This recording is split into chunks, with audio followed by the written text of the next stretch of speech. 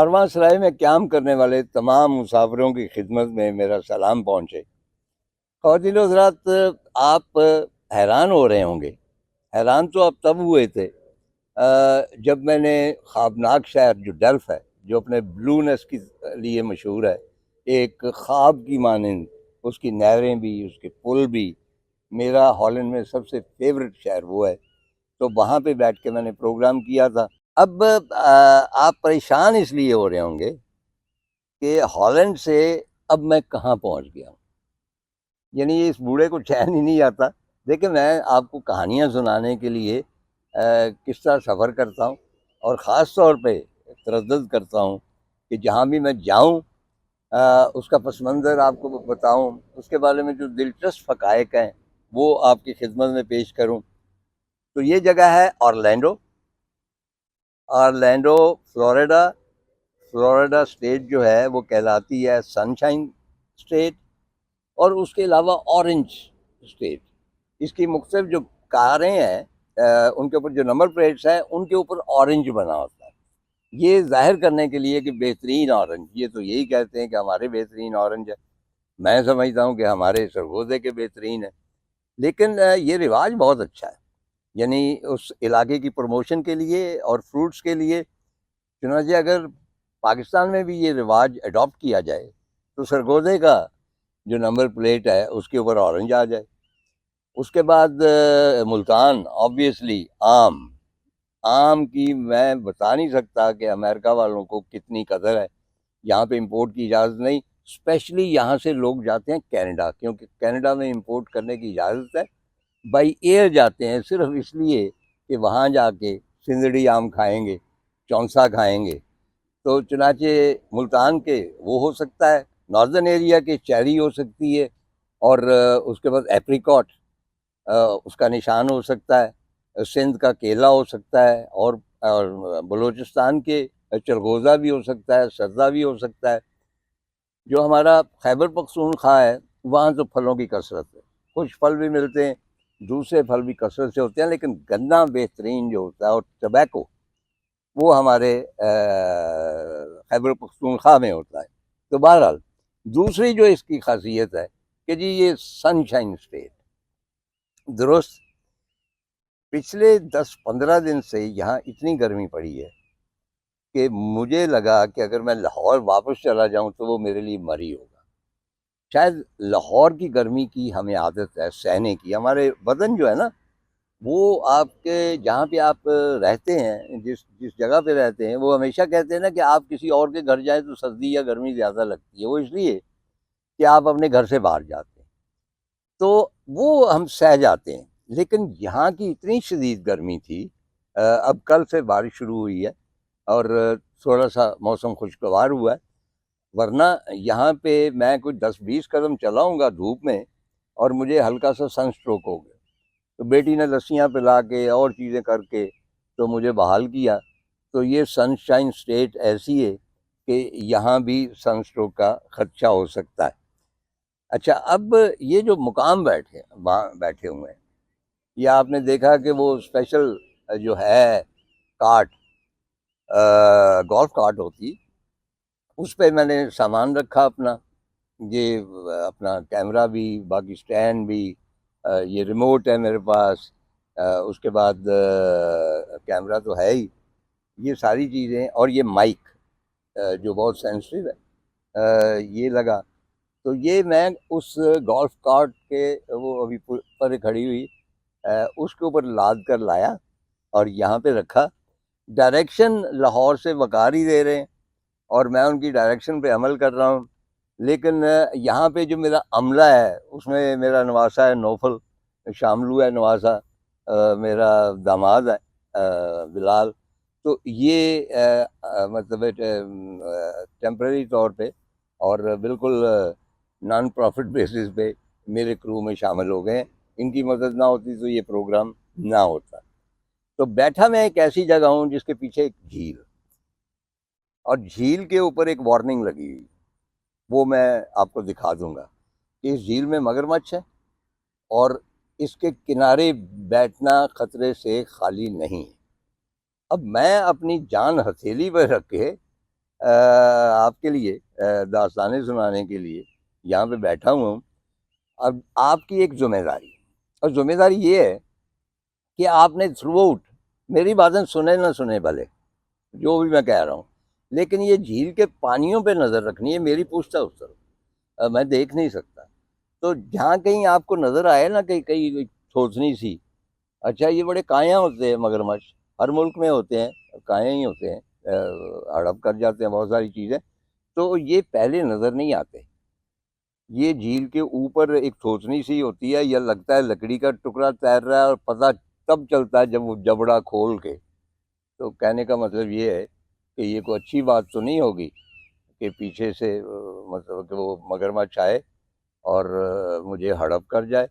और उसका मुझे जिस तरह मतलब है कि वो हमारे एक चाचा जी जब गए थे रोलर कोस्टर में, तो बाद में उनसे पूछा गया कि भाई आपको मौत का डर था, तो उन्होंने कहा जी मौत का डर तो नहीं था, लेकिन मुझे ये डर था कि जब मुझे ले जाया जाएगा पाकिस्तान तो लोग कहेंगे कि चौधरी साहब झूठे लेते हुए, यानी वो रोलर कोस्टर में यूं यूं जाते हैं, ये फौत हो गए। तो मैं भी ये नहीं चाहता कि अखबारों में ये खबर आए कि मुल्क के माया नाज वो अदीब और प्रेजेंटर वगैरह जो है, ऑरलैंडो में एक मगरमच्छ उनको हड़प कर गया, और उसके बाद एक ब्रेकिंग न्यूज़ आए, मगरमच्छ की तलाश जारी, और फिर ब्रेकिंग न्यूज़ आए कि मगरमच्छ तो नहीं मिला, तो हमने उस झील के किनारे ही उनकी यादगार बना दी। मैं ये हरगिज़ नहीं चाहता।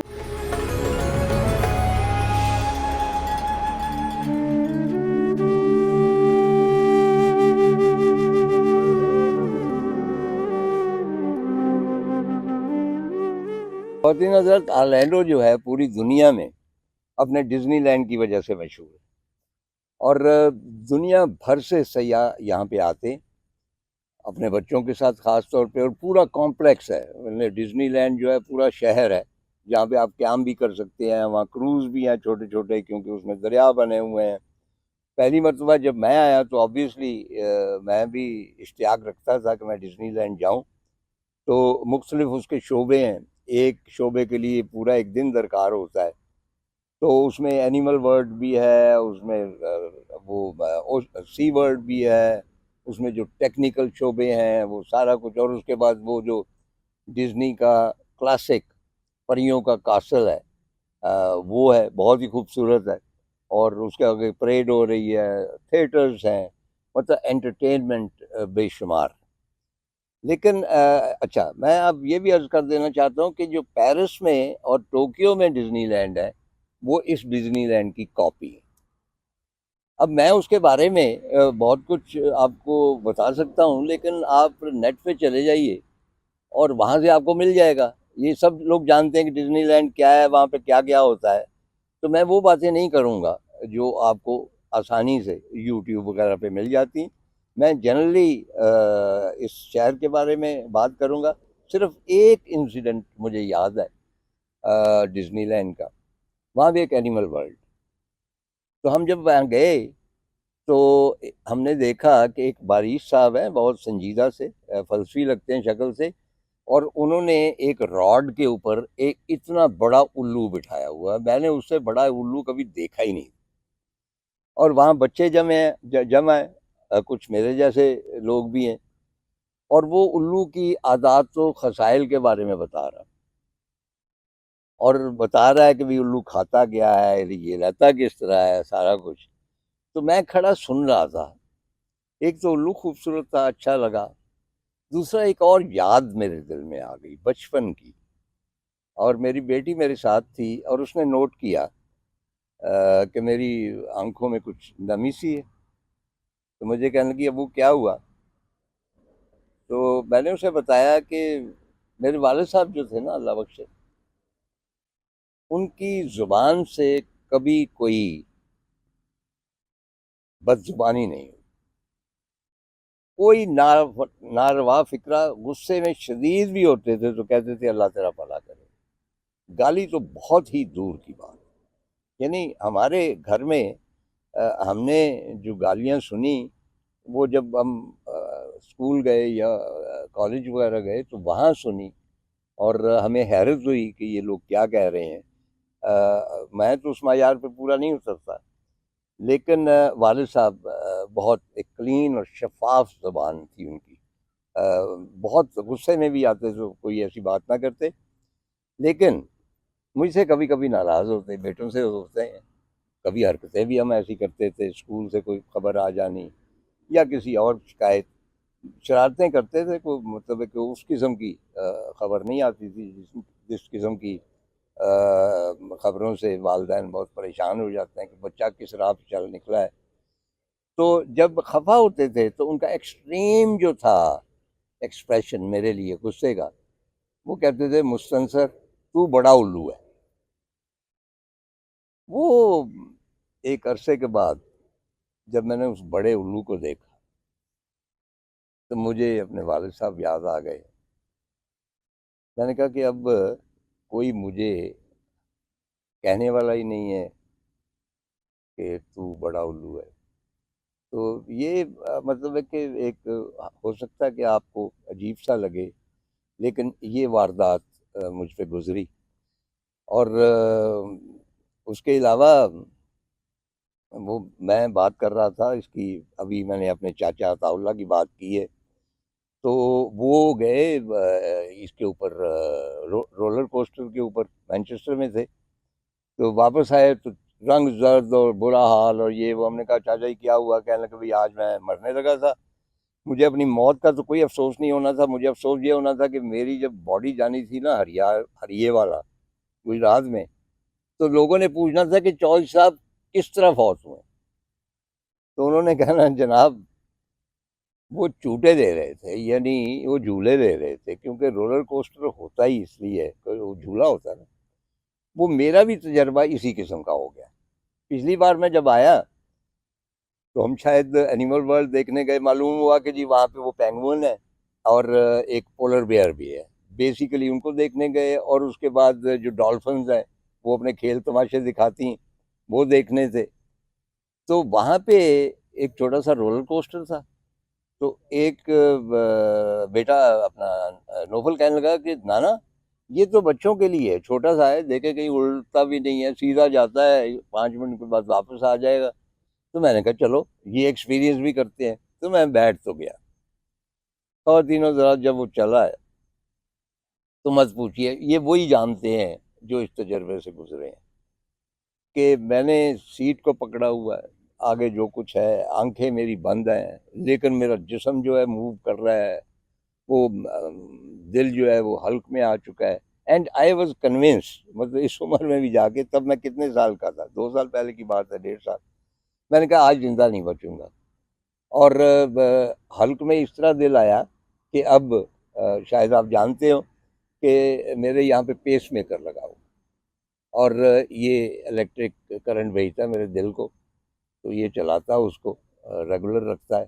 तो जब तक ये चलता रहेगा हम भी चलते रहेंगे। बाहर तो, और जब मैं उतरा हूँ, बड़ी देर तक मैं नशिश को पकड़े बैठा रहा। तो मेरे नवाजे ने कहा, उन्होंने कहा नाना ख़त्म हो गया, आ जाए। अच्छा उसके बाद थोड़ी सी बात कि मैंने वो वहाँ पे पेंगुइन देखे। वो वहाँ पे बर्फ़ बनाई हुई है अंदर, सारा बड़ा, मतलब जैकेटें पहन के लोग जा रहे हैं, पेंगुइन वहाँ पे बर्फानी पानी में तैर रहे हैं। लेकिन मुझे उनके ऊपर तरस बहुत आया कि ये आज़ाद फिज़ा की चीज़ें हैं, इनको कमरे में बंद करके आर्टिफिशियल वेदर बना के इनको रखा गया है। मैंने वो इंजॉय नहीं किया। और जिस तरह वो पेंगुइन बेचारे अपने रखवाले के पास जाते हैं कि हमें कुछ खाने को दो, और उसके गिर्द जमा होते हैं, इसी तरह जब हम गए हैं अपना पोलर बेयर देखने, तो ह्यूज जगह थी, उसको बिल्कुल गाड़ें बनाई हुई हैं बर्फ़ की, और उसके बाद तालाब है, लेकिन पोलर बेयर नहीं। तो हमने पूछा कि जनाब पोलर बेयर कहाँ है? तो मालूम ये हुआ, आप भी जानते होंगे कि इन दिनों एक नई चली हुई है तहरीक कि ये जो जंगली जानवर हैं इनको आप कैद नहीं रख सकते।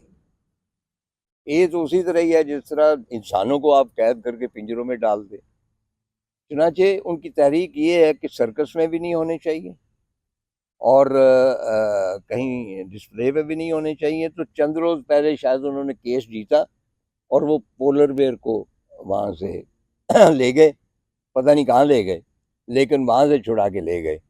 ये उसी तरह ही है जिस तरह पाकिस्तान में अब रीछ का तमाशा नहीं होता।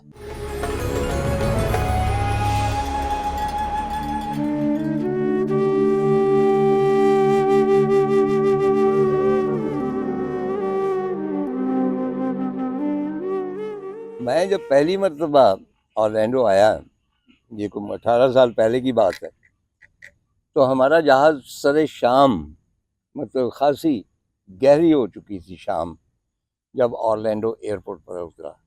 लेकिन उससे पहले जब उसने शहर का चक्कर लगाया तो नीचे मैं अपनी आंखों पे यकीन ना कर सका कि एक शहर है फैला हुआ, को बुलंदो बाला इमारतें नहीं है, फ्लैट है, और उसमें जगह जगह सैकड़ों कहकशाएं बिछी हुई हैं और उसमें सितारे चमक रहे हैं।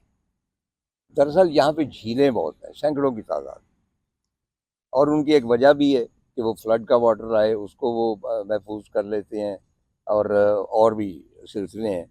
और जहाँ कोई नई अगर बस्ती बसाई जाए तो वहाँ डेफिनेट होता है कि झील वो बनाए वहाँ पे। तो वो सारी रोशनियाँ मुनक्कस हो रही थी झीलों में, और ऊपर से यही लगता था कि कैक्शा के मुख्तलिफ टुकड़े यूं काट के तो वहाँ पे मतलब है कि सजा दिए गए। अच्छा, यहाँ पे जैसा कि मैं अर्ज कर चुका हूँ, अब मुझे फिर मगरमच्छ याद आ गया, क्योंकि मगरमच्छ स्टेट भी इसको कहा जाता है। कि यहाँ कई मरतबा ऐसा हुआ है कि कोई बारिश ज़्यादा हुई, सैलाब आ गया, तो लोगों के स्विमिंग पूल में भी मगरमच्छ आए। तो उन्होंने फिर ज़ाहिर है कि सिक्योरिटी वालों को बुलाया। लेकिन आपके ज़िम्मे मैंने एक ज़िम्मेदारी लगाई, आप जानते हैं ना वो क्या है? यही, आपने पीछे नज़र रखनी है। मैं भी देख लो एक दफ़ा।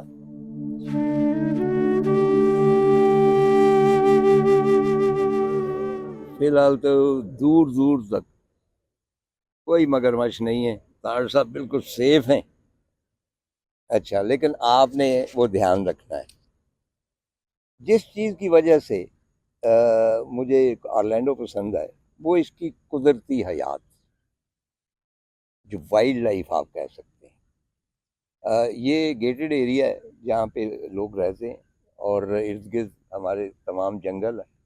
मैं रोज़ाना इस झील के करीब से गुज़रता हूँ सैर करता हुआ, और यहाँ पे मुख्तलिफ जानवर हैं। जब मैं ये रिकॉर्डिंग के लिए मैं सेट कर रहा था, तो शामिल मेरा नवासा जो है, उसको कहा गया कि आप देखो इधर उधर कोई सांप तो नहीं है, क्योंकि सांप भी बहुत होते हैं। तो सांप नहीं थे, होपफुली। बल्कि ये हुआ कि ये मेज़ का नीचे जो है ना, ये गोल सा है काला, तो ये मेरी नज़र पड़ी, तो मैंने कहा कहीं सांप ही ना हो। तो सांप की दहशत तो बहुत होती है, लेकिन सुना है कि ये इतने जहरीले नहीं होते, मूजी नहीं होते पाकिस्तानी सांपों की तरह। पाकिस्तानी सांप तो आपको पता है बहुत मूजी होते हैं, मगरमच्छ भी बहुत मूजी होते हैं। तो उनके अलावा यहाँ मतलब टर्कियाँ होती हैं, बड़ी खूबसूरत जानवर है, बहुत बड़ा जानवर है। और मैंने पहली मरतबा उन्हें देखा था कनाडा के एक कस्बे में। तो मेरा ख्याल था कि किसी ने पाली हुई है, मालूम हुआ कि नहीं, ये वाइल्ड है। यहाँ भी वो घूमती फिरती रहती हैं। उनके अलावा हिरन, जो मेरी फेवरेट चीज़, जिनको बैम्बीज कहते हैं। मेरा पोता जो है यशार, जब मेरा बेटा पढ़ता था वहाँ पे यूनिवर्सिटी में, अमेरिका में, तो जंगल था, तो वहाँ जब हिरन आते थे तो हमेशा कहता था, दादा बैम्बी हैज़ कम। तो बल्कि मैमूना की एक दोस्त है, उनको भी बैम्बी कहते हैं। तो यहाँ बैम्बीज बहुत है। और पहले तो वो छुपे हुए थे क्योंकि बारिश नहीं हुई थी, उनको गर्मी बड़ी लगती थी। लेकिन कल बारिश हुई है तो मैंने देखा कि बैम्बीज निकले हुए हैं। और आज ही सुबह बड़ा इंटरेस्टिंग हुआ है, टाकरा जिसे कह लें, कि मेरी बेगम आगे चली, माशाल्लाह वो मुझसे बेहतर चलती जा रही थी, बेध्यानी में ही जाती है, तो उधर से बेध्यानी में ही एक हिरन चला आ रहा है बैम्बी, और वो ऑलमोस्ट टकराते हुए बचे, और बेख्तियार कहने लगी, देख के नहीं चलते।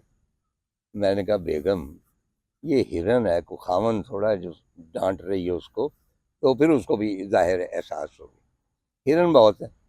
उसके अलावा रीछ भी है, मगरमच्छ तो है ही।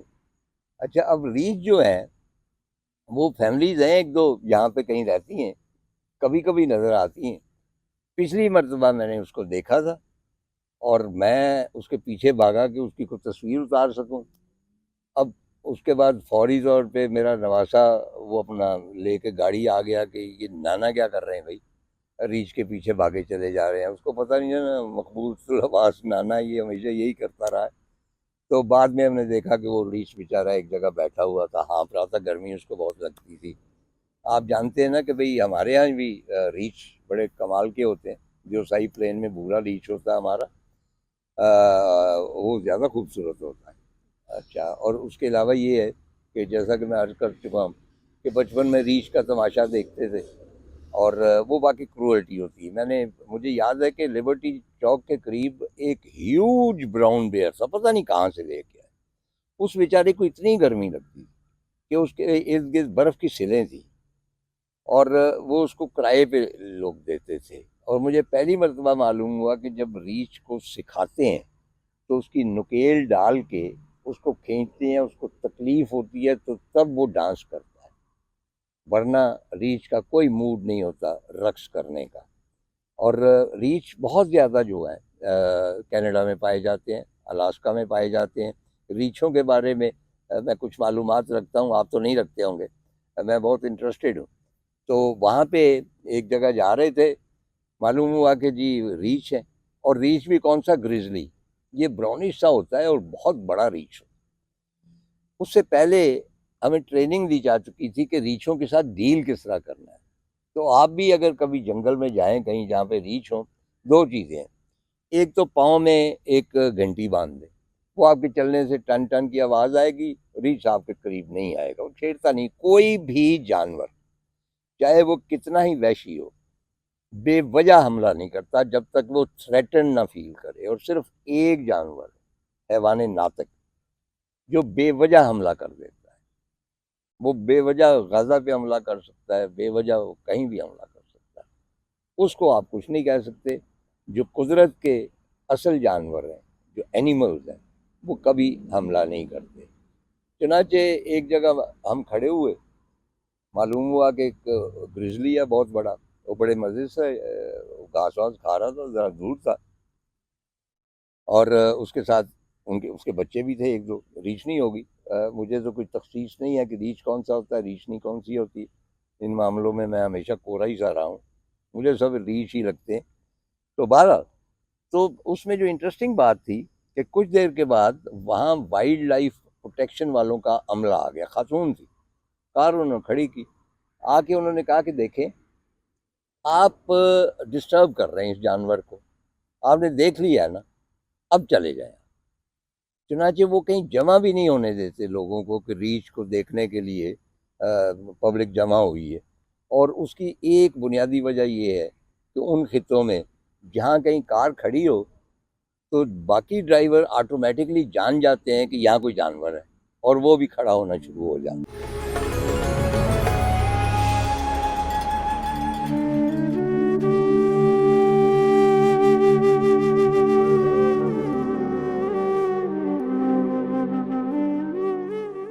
यहाँ भी फ्लोरिडा में भी जानवरों की प्रोटेक्शन के बहुत शदीद असूल हैं और उनकी वायलेशन पे आपको जुर्माना हो सकता है और कुछ ऐसी वायलेशन हैं कि आपको कैद भी हो सकती है। मेरी बेटी जब शुरू शुरू में यहाँ पे आई तो काफ़ी, मेरा ख्याल है ऑलमोस्ट 18 ईयर्स बैक, तो उसका जो पुराना घर था गोल्फ कोर्स था, वहाँ पे कूंजों का एक आ जाता था जोड़ा और उनके साथ उनका बच्चा होता था। एक बात मैं आपसे अर्ज कर दूं, हाँ, और एनी जो आती थी उनको डबल रोटियां डाल देती थी, पूरे 4 बजे आते थे। कि जितने भी परिंदे हैं उनमें से सबसे वफादार अपने जीवन साथी के साथ जो परिंदा होता है वो कूंज होती है। कूंज एक दफ़ा अपने जीवन साथी को चुनती है और उसके बाद हमेशा उसके साथ रहती है, यानी मेल कूंज भी, फीमेल कूंज भी। और अगर उनका कोई बच्चा हो वो उसका इकट्ठे उड़ान करते हैं और अगर खुदा न खास्ता उनमें से एक कूंज फौत हो जाए तो दूसरी किसी और साथी के साथ नहीं जाती, और ये भी शुनीद है कि वो उसके गम में जो है वो मर जाती है। तो ये कूंजों का एक जोड़ा आके एनी के वो बैक यार्ड जो था वहाँ पे आता था, वो उसको डबल रोटी खिला देती। तो एक दिन एक इंस्पेक्टर साहब आ गए, उन्होंने आके दरवाज़ा खटखटाया और पूछा एनी से कि हमें ये खबर मिली है, किसी हमसाये ने शिकायत कर दी कि यहाँ पे कोई लड़की है तो वो कूंजों को परिंदों को खुराक डालती, तो दैट इज़ इलीगल। अब एनी ने थोड़ा सा, नई नई आई थी, आपको पता है कि जब पाकिस्तान से आते हैं तो थोड़ी सी झूठ की आदत होती है, फिर आहिस्ता आहिस्ता यहाँ झूठ ख़त्म हो जाता है, फिर हम सच बोलने लगते हैं। तो उसने कहा नहीं नहीं, आपको गलतफहमी हुई है ये वो, और उसको पता था कि ये बच्ची जो है ये गुरेज कर रही। तो उसको कहने लगा कि देखो मेरी एक बात सुनो गौर से, कि जितने परिंदे होते हैं ना, अगर उनको आप खुराक देंगे ना, हमेशा तो नहीं दे सकते, और जब नहीं देंगे तो वो उनकी जो सलाहियत होती है कुदरती तौर पे अपना दाना दुनका चुगने की, वो ख़त्म हो जाती है और वो भूखे मर जाते हैं। डू यू वांट कि those bird should die of hunger? तो इसलिए आइंदा तुमने उनको दाना नहीं डालना या डबल रोटी नहीं डालनी। अच्छा, ये बिल्कुल दुरुस्त बात है, उसने दाना डालना बंद कर दिया और कूंजें आती रहीं, खटखटाती रहीं, लेकिन उसने उनको नहीं डाला। और वो इसलिए कि मतलब मेरे ग्रे पैरेट है मेरे पास एक, अब वो ग्रे पैरेट जो है उस पर मुझे बड़ा तरस आता है, मुझे खुद अपना बुरा लगता है कि भाई ऐसे ही शुगल के तौर पे किसी दोस्त ने तोहफे में दे दिया, तो वो मैं रख लिया, तो वो किस सिलसिले में इतने छोटे से मतलब कि पिंजरे में है, तो ज़ाहिर वसीत उसका जहान है, और वहाँ से तो मैंने इरादा किया कि इसको छोड़ दिया जाए। तो एक परिंदा एक्सपर्ट ने मुझे बताया कि तार साहब इसके एक तो पर उड़ने के उस तरह काबिल नहीं रहते, नंबर वन। नंबर टू, ये कहीं बैठा होगा, इसको कोई बिल्ली खा जाएगी क्योंकि ये डिफेंड नहीं कर सकता। नंबर थ्री, या दूसरे परिंदे इसको तंग करेंगे। और नंबर चार, आप इसको जो सनफ्लावर सीड खिलाते हैं, आप इसको पराठे खिलाते हैं, बिस्कुट बड़े शौक से खाता है, सादा आप टोस्ट दें तो नहीं खाता, कहता है इसके ऊपर जैम लगा दो। ये सारा कुछ अगर नहीं मिलेगा इसे, ये खुद तो तलाश नहीं कर सकता, तो ये भूखा मर जाएगा। तो इसलिए परिंदों को आपने, आप भी हमारे यहाँ समझा जाता है कि बहुत स्वाब होता है, डेफिनेटली होता है, मतलब है कि प्यासे परिंदे हैं उनको पानी पिला दें, लेकिन दाना उनका खिलाने से आप इज्तनाब करें। अच्छा, दूसरे प्रोटेक्शन यहाँ पे और भी बहुत सारी चीज़ें, एक बड़ा इंटरेस्टिंग प्रोटेक्शन है, वो है कि यहाँ पे ज़मीनी कछुए होते हैं। क्या आप जानते थे कि ज़मीन में भी कछुए होते हैं?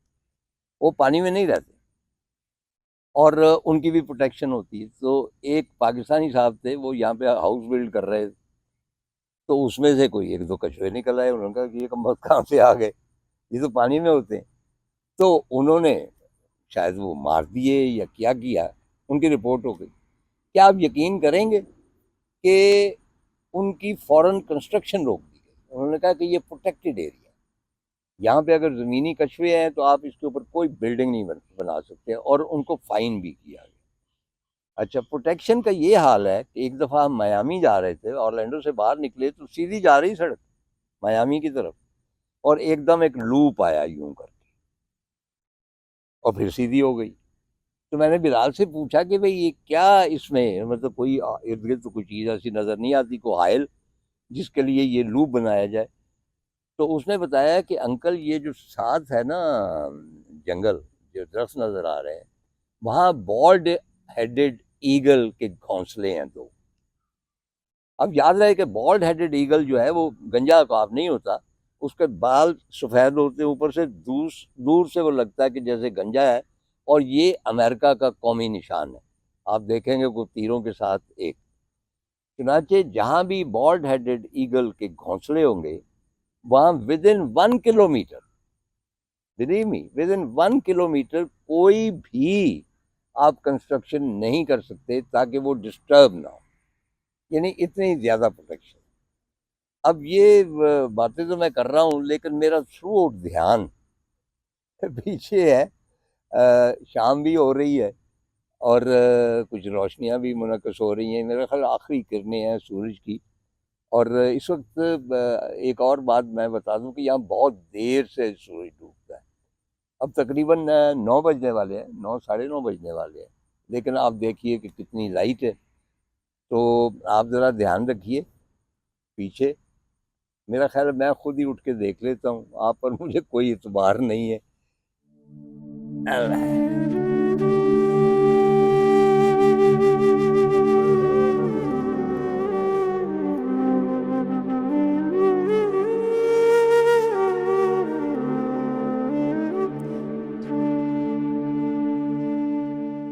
नहीं जनाब, आज कम से कम मैं खुशकिस्मत रहा हूँ। लेकिन अगला जो एपिसोड होगा उसके लिए को मैं ज़्यादा एहतियात से और कुछ सेफ जगह चुनूँगा। और मैं इकरार करता हूँ कि थ्रू आउट मैं रिकॉर्डिंग जो कर रहा था, कहीं कहीं थोड़ी बहुत फंबलिंग भी हो जाती। वो इस वजह से भी थी कि मैं डर रहा था पीछे से। सच्ची बात है, मैं आपसे झूठ नहीं बोलूँगा। तो अगला एपिसोड जो होगा यही होगा कारवां सराय का, यहीं ऑरलैंडो में। और ऑरलैंडो की बातें होंगी और दुनिया जहान की बातें होंगी।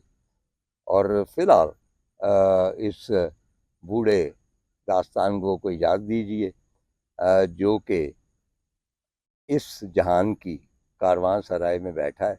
मैंने अर्ज़ किया था कि पूरी जहान कारवां सराय है, जहाँ लोग आते हैं, क़याम करते हैं, चले जाते हैं। तो ये भी शहर जो है अपने मगरमच्छों के साथ, अपने सांपों के साथ, अपने रीछों के साथ, हिरनों के साथ, टर्कियों के साथ और कूंजों के साथ, ये भी कारवां सराय